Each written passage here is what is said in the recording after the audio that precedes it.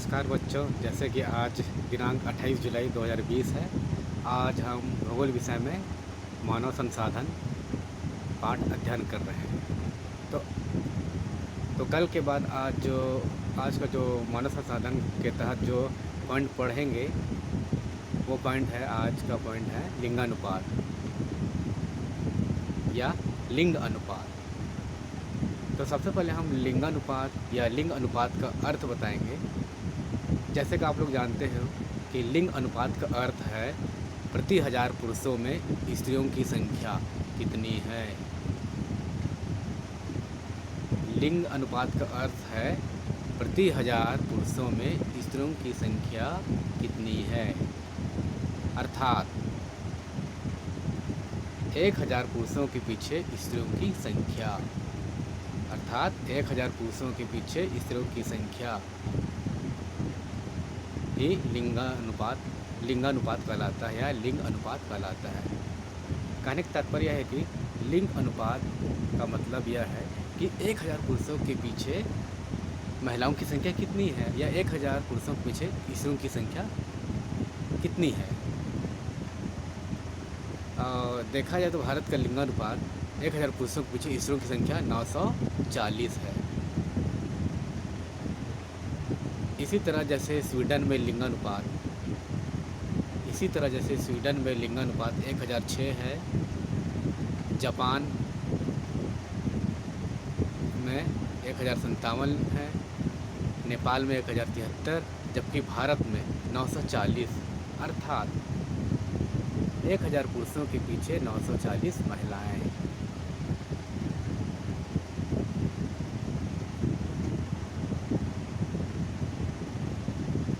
दो 2011 जनगणना के अनुसार देश का लिंगानुपात 940 है। देखा जाए तो भारत देश की तुलना में अन्य देशों का लिंगानुपात भारत से बेहतर है। जैसे स्वीडन में 1006 है 1000 पुरुषों के पीछे, जबकि जापान में 1000 पुरुषों के पीछे 1057 महिलाएं हैं, जबकि नेपाल में 1000 पुरुषों के पीछे 1073 महिलाएं हैं, जबकि भारत में 1000 पुरुषों के पीछे केवल 940 महिलाएं हैं।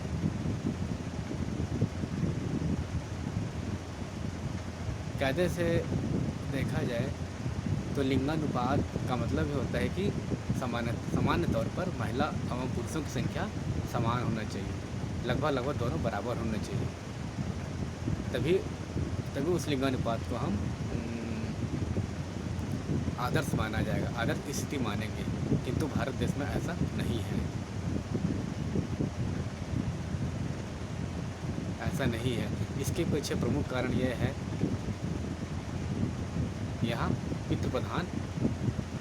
यहाँ के परिवारों में पितृ प्रधान होना या पितृत्मक परिवार का माहौल होना है। यहाँ महिलाओं के प्रति विशेष ध्यान नहीं दिया जाता है, बल्कि जबकि जब बच्चे छोटे रहते तभी उनको खासकर लड़की वर्ग में लड़की को जन्म के बाद ही मार दिया जाता है या जन्म से पहले ही मार दिया जाता है। ये एक कारण है महिलाओं के कम होने के कारण।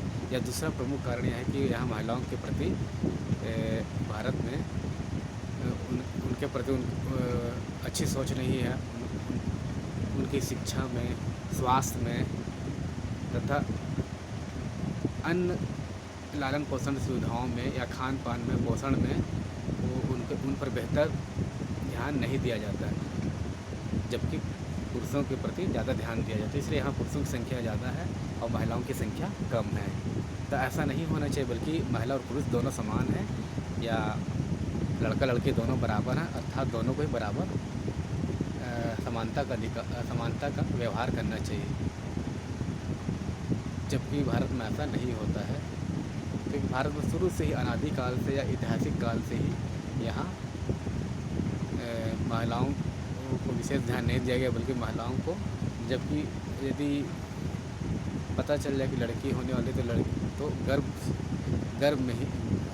धारण के समय ही उसे मार दिया जाता है या जन्म के बाद उसे लड़की को मार दिया जाता है या उनको ध्यान नहीं दिया जाता है।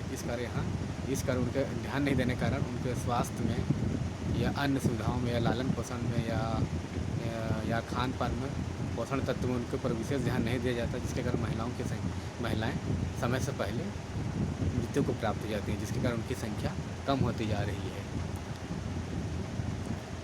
2011 जनगणना के अनुसार देश का लिंग अनुपात 940 है, अर्थात 1000 पुरुषों के पीछे महिलाओं की संख्या केवल 940 है। अगर हम यहाँ बात करें अन्य राज्यों की, भारत देश में कई राज्यों की बात करें या अन्य राज्यों की भी बात करें, तो भारत देश में राष्ट्रीय औसत जो कि 940 है, लिंगानुपात 940 है, तो यहाँ राष्ट्रीय औसत से ज़्यादा लिंगानुपात वाले राज्य निम्नलिखित हैं। राष्ट्रीय औसत से ज़्यादा लिंगानुपात वाले राज्य निम्नलिखित हैं। केरल में 1000 पुरुषों के पीछे 1084 महिलाएं हैं। तमिलनाडु में 1000 पुरुषों के पीछे 995 महिलाएं हैं। आंध्र प्रदेश में 1000 पुरुषों के पीछे 991 महिलाएं हैं। और छत्तीसगढ़ में 1000 पुरुषों के पीछे 991 महिलाएं हैं। अर्थात जो राष्ट्रीय लिंगानुपात 940 है, उससे ज़्यादा लिंगानुपात इन राज्यों में है। कहने का मतलब है कि राष्ट्रीय औसत से ज़्यादा लिंगानुपात केरल राज्य में है, तमिलनाडु राज्य में है, आंध्र प्रदेश राज्य में है और अपना राज्य छत्तीसगढ़ राज्य में है,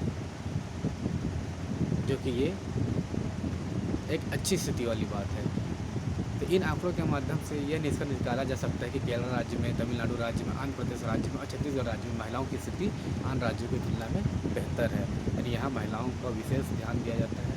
यहाँ उनके लालन पोषण, यानी यहाँ के बालिका वर्ग में उनके लालन पोषण, खान पान, उनके शिक्षा पर और उनके स्वास्थ्य पर विशेष ध्यान दिया जाता है। इस वजह से यहाँ इन राज्यों में देश का लिंगानुपात 940 से ज़्यादा लिंगानुपात है, अर्थात राष्ट्रीय औसत से ज़्यादा लिंगानुपात है। अब बात करते हैं राष्ट्रीय औसत से भी कम लिंगानुपात वाले राज्य, जैसे कि हरियाणा में 877 लिंगानुपात, गुजरात में 1000 पुरुषों के पीछे 912 महिलाएँ, राजस्थान में 1000 पुरुषों के पीछे केवल 926 महिलाएँ हैं। यहाँ राष्ट्रीय औसत से भी कम लिंगानुपात होने का प्रमुख कारण कोई ऐतिहासिक काल है, शुरू से ही रहा है। हरियाणा, गुजरात, राजस्थान, इन सभी राज्यों में पितरात्मक पारिवारिक माहौल है। यहाँ पुरुषों का वर्चस्व है, यहाँ महिलाओं को विशेष ध्यान नहीं दिया जाता है। यहाँ महिलाओं को चार दीवारी के अंदर रहने दिया जाता है, उनको अन्य कामों में आगे बढ़ने नहीं दिया जाता है या उनको पुरुषों के बराबर हक नहीं दिया जाता है। अर्थात यहाँ बालिका वर्ग में भी बालिकाओं को जन्म के समय ही मार दिया जाता है या जन्म से पहले ही मार दिया जाता है तथा उनके लिए बेहतर शिक्षा, स्वास्थ्य एवं खाने पीने की व्यवस्था यहाँ ठीक से नहीं किया जाता है। इसके कारण समय से पहले ही यहाँ बालिका वर्ग में बालिकाएँ की मृत्यु दर अधिक हो जाती है या उनकी मृत्यु हो जाती है। इस वजह से इन राज्यों में, हरियाणा, गुजरात, राजस्थान राज्यों में राष्ट्रीय औसत से लिंगानुपात कम है। राष्ट्रीय औसत से भी कम लिंगानुपात है। इन सारी स्थितियों को देखते हुए भारत देश में नीति, नियम, कानून बनना चाहिए ताकि महिलाओं की स्थिति बेहतर हो, अच्छा हो और उनके विकास कार्यों को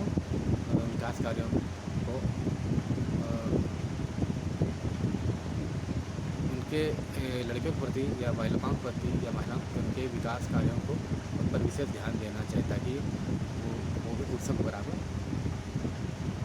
समान हक के साथ बराबर अपना वर्चस्व बनाए रखें।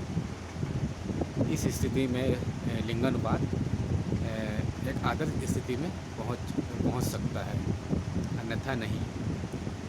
आगे हम आरेख 5.1 के अनुसार भारत में लिंग अनुपात कैसा है, इसका आकलन हम आरेख के माध्यम से करेंगे। जैसे कि जो नीला लाइन दिख रहा है वो लिंगानुपात को दर्शा रहा है। नीला लाइन जो दिख रहा है वो लिंगानुपात को दर्शा रहा है। नीचे 1901, 1911, 1921 से लेकर 2011 तक ये वर्ष को दर्शा रहा है आधा। और बाएं साइड में जो खड़ी लाइन में है, खड़ी में है 900, 950, 1000, ये लिंगानुपात की संख्या को दर्शा रहा है। और जो नीला के ऊपर है ये वर्ष के अनुसार कितना कितना लिंगानुपात है या लिंग अनुपात है उसको दर्शाया गया है। 901 में 972 लिंगानुपात है या लिंग अनुपात है। 1901 में माफ़ कीजिएगा 1901 में राष्ट्रीय लिंगानुपात या लिंग अनुपात 972 है, जबकि 1911 वर्ष में 964 लिंग अनुपात है। इसी तरह आगे बढ़ते जाएंगे तो 1921 में 955 लिंग अनुपात है। 1931 वर्ष में देखेंगे तो 950 लिंग अनुपात है।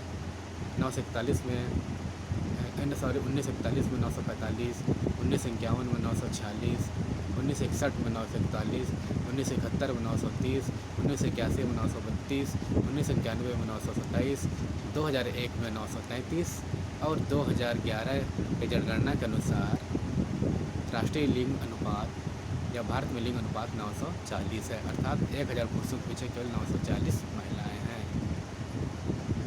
हम आरेख 5.1 में जिसमें भारत में लिंग अनुपात का अध्ययन कर रहे हैं, इससे ये पता चलता है कि लिंग अनुपात धीरे धीरे 1901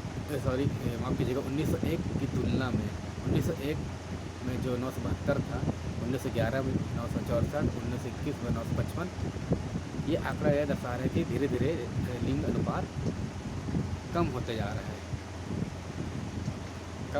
रहा है और सबसे कम लिंग अनुपात 1991 में 927 था और सबसे ज़्यादा लिंगानुपात 1901 में 972 था, जबकि 2011 में 940 है। और यहाँ यह भी देखने को मिल रहा है कि 2011 का आंकड़े जनगणना के अनुसार 940 लिंग अनुपात है, जो कि 1961 के 941 लिंगानुपात के लगभग बराबर है।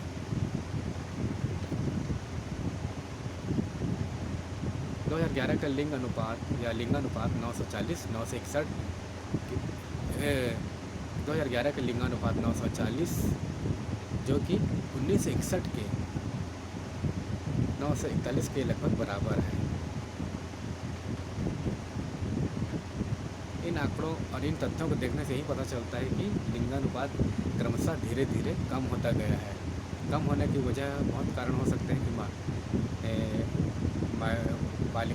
महिलाओं को, अर्थात जो छोटे रहते हैं बालिका वर्ग में, उनकी जीवन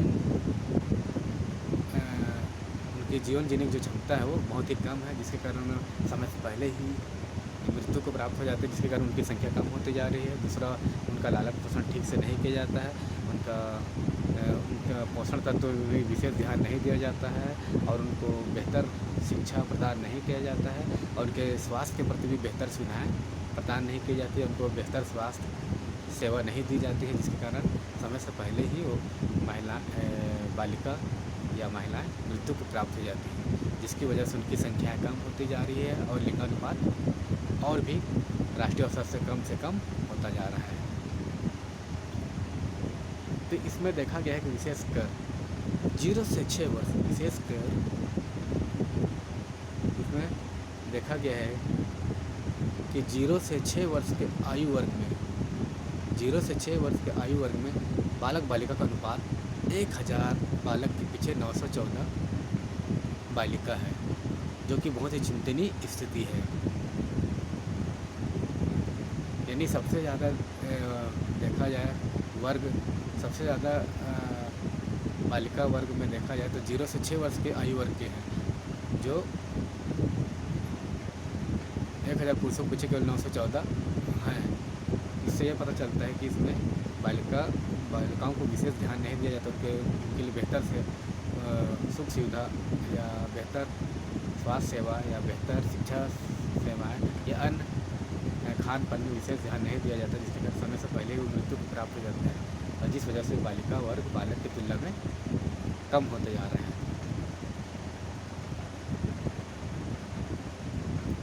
दक्षिण भारत में लिंगानुपात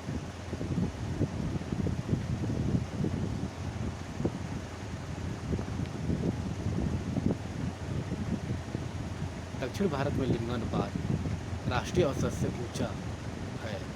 दक्षिण भारत में लिंगानुपात राष्ट्रीय औसत से ऊंचा है, अर्थात 900 प्रति 1000 पुरुष के पीछे जो 940 महिला हैं उससे भी ज़्यादा ऊंचा है।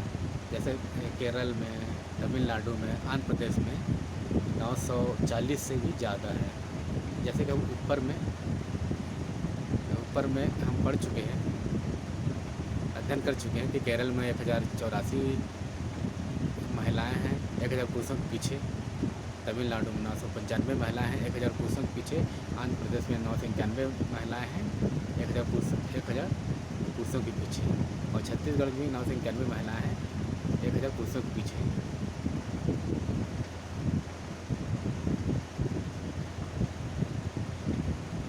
तो इस तरह दक्षिण भारत में लिंगानुपात राष्ट्रीय औसत से ऊंचा है, जबकि पश्चिम भारत अर्थात राजस्थान, गुजरात और उत्तर भारत, पंजाब, हरियाणा, उत्तर प्रदेश में राष्ट्रीय औसत से भी कम लिंगानुपात है या निम्न लिंगानुपात है। ये लिंगानुपात कम होने के कारण तो पहले बताया जा चुका है कि कम लिंगानुपात क्यों है। छत्तीसगढ़ में अब हम यहाँ छत्तीसगढ़ राज्य के संदर्भ में बात करेंगे तो छत्तीसगढ़ में बेहतर स्थिति है, अर्थात छत्तीसगढ़ का जो लिंगानुपात है अन्य राज्यों की तुलना में बेहतर है। छत्तीसगढ़ राज्य में लिंगानुपात 1000 पुरुषों के पीछे 991 महिलाएं हैं, अर्थात यहाँ का लिंग अनुपात 991 है। जब और कहते 991 है, जबकि यहाँ भी यह देखा जा रहा है कि जबकि छत्तीसगढ़ में यह देखा जा रहा है कि यहाँ भी 0 से 6 आयु वर्ग में बालिका की स्थिति गिर रही है, इसकी स्थिति दयनीय हो रही है। अर्थात यहाँ भी थोड़ा 0 से 6 आयु वर्ग के बालिकाओं को विशेष ध्यान देना पड़ेगा ताकि उनकी मृत्यु दर कम हो। यहाँ भी यह देखा गया है कि 1991 में 984 0 से 6 आयु वर्ग में 1000 बालक के पीछे 0 से 6 आयु वर्ग में 1991 में 984 बालिका थे, 2001 में 975 बालिका 1000 बालक के पीछे में, और 2011 में 964 की स्थिति थी। तो यहाँ भी यह देखने को मिल रहा है कि 0 से 6 आयु वर्ग में बालिका वर्ग की स्थिति दयनीय है, तो उस पर भी विशेष ध्यान देना चाहिए। अब हम आगे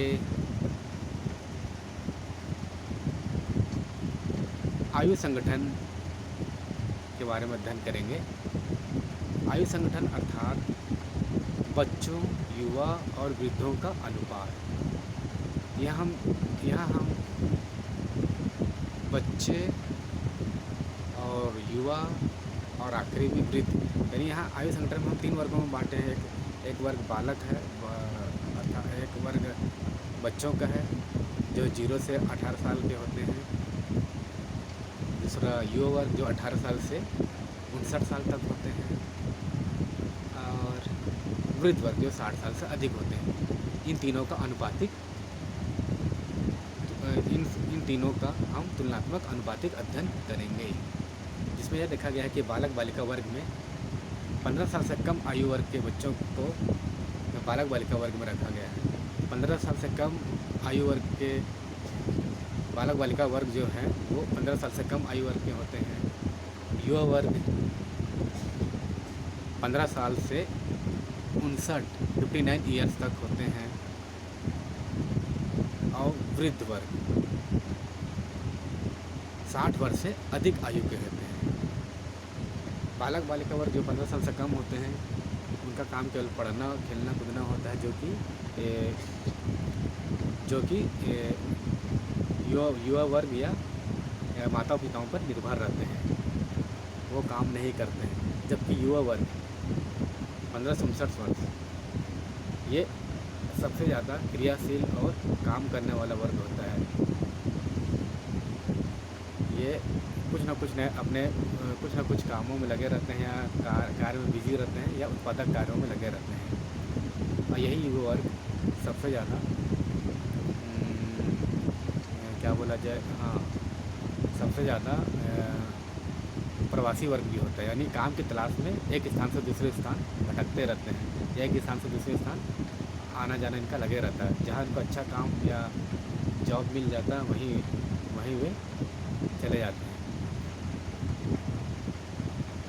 यानी पूरा भारत का जो मतलब आधार स्तंभ ये युवा वर्ग ही है, जिसके दम पर भारत का आर्थिक क्रियाकलाप या आर्थिक विकास नियंत्रित होता है, या उसी के पर बेस होता है, या उसी पर आधारित होता है। वृद्ध वर्ग जो कि 60 वर्ष से अधिक वर्ग के होते हैं, 60 वर्ष से अधिक उम्र के होते हैं, ये वृद्ध वर्ग 60 साल के बाद काम करने में या किसी भी कार्य को करने में या क्रियाशील नहीं होते, बल्कि इनकी इनकी क्रिया क्षमता कम हो जाती है, अर्थात ये भी अपने बच्चों पर या युवा वर्ग पर आश्रित हो जाते हैं। अब हम आरेख 5.3 के अनुसार यहाँ जो पश्चिम अफ्रीका, पश्चिम यूरोप और भारत देश की आबादी 0 वर्ष से लेकर 100 साल की आयु वर्ग तक के का तुलनात्मक अध्ययन किया गया है। तो इन तीनों देशों, पश्चिम अफ्रीका और पश्चिम यूरोप और भारत देश में उम्र के अनुसार 0 से 4, 4 से 9, 10 से 15 ऐसा करके जितनी क्षमता है 80, 90, 100 साल की आयु तक के वर्ग के लोगों का आपस में तुलनात्मक अध्ययन किया गया। इस तुलनात्मक अध्ययन के आधार पर यह पाया गया है कि पश्चिम अफ्रीका में आधे से भी अधिक आबादी 20 वर्ष से कम उम्र की है, 20 वर्ष से कम उम्र की है, जबकि 50 वर्ष से अधिक उम्र के वहाँ केवल 12% ही है, अर्थात 12% से भी कम है। इससे तो यही निष्कर्ष निकलता है कि वहाँ जीवन जीने की क्षमता अधिक नहीं है, या वहाँ की जीवन औसत आयु बहुत ही कम है। यानी वहाँ सुख सुविधाएं या बेहतर या खाने पीने की सुविधाएं या आर्थिक स्थिति और स्वास्थ्य सुविधाएं बहुत निम्न है या बिल्कुल नहीं है। इस वजह से वहाँ 50 वर्ष से अधिक उम्र के लोगों की संख्या बहुत ही कम है। यानी वहाँ 50 वर्ष से भी पहले ही या 50 वर्ष तक आते आते वहाँ के लोगों की मृत्यु हो जाती है। पश्चिम यूरोप में भी आबादी 20 वर्ष से कम आयु वालों की आबादी बिल्कुल ही कम है, बहुत ही कम है। पश्चिम यूरोप में भी 20 वर्ष से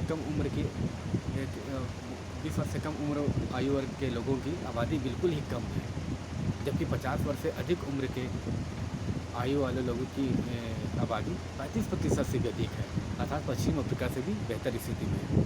तो पश्चिम अफ्रीका यूरोप दोनों का आंकड़ों से यही तुलना की जा सकती है, यही निष्कर्ष निकलता है कि पश्चिम यूरोप में आर्थिक स्थिति मजबूत है, वहाँ के लोगों को रोज़गार, सभी लोगों को लगभग रोज़गार मिला हुआ रहता है, और वहाँ जीवन जीने की क्षमता अधिक है, क्योंकि वहाँ बेहतर खान पान, बेहतर शिक्षा और बेहतर स्वास्थ्य सुविधाएँ हैं। इस कारण वहाँ के लोग औसत आयु से या अधिक उम्र तक जीते हैं। इस कारण वहाँ 50 वर्ष से अधिक उम्र के लोगों की संख्या ज़्यादा है, पश्चिम अफ्रीका की तुलना में ज़्यादा है। पश्चिम अफ्रीका में जबकि 12% से भी कम है, जबकि पश्चिम यूरोप में 50 वर्ष अधिक जीने वाले की उम्र 35% से भी अधिक है। जबकि भारत का तुलनात्मक अध्ययन किया जाए तो भारत का जो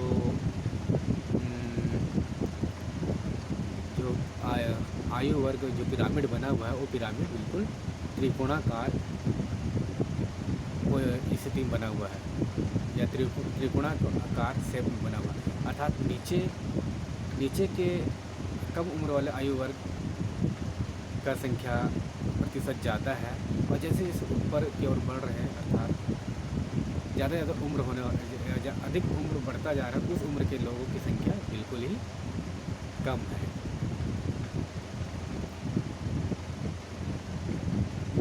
यहाँ इन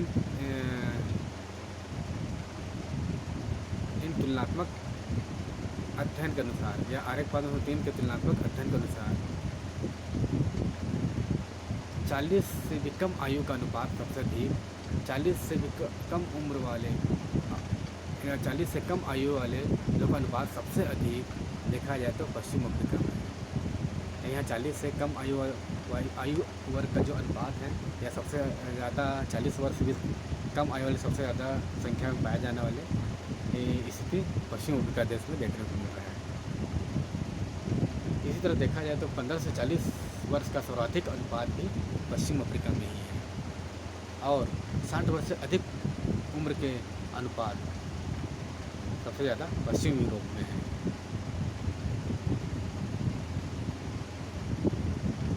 लास्ट पॉइंट आज के अध्ययन के अनुसार, आज के अध्यापन कार्य के अंतिम पड़ाव में पहुँचते हुए अभी आपको मैं काम और कार्यशील जनसंख्या के बारे में बताना चाहता हूँ। भारत के परिप्रेक्ष्य में, भारत देश के परिप्रेक्ष्य में या भारत देश के संदर्भ में देखा जाए तो 2011 की जनगणना के अनुसार मुख्य रूप से उत्पादक काम में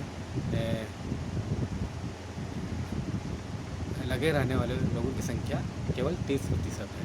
2011 के अनुसार मुख्य रूप से उत्पादक कार्य में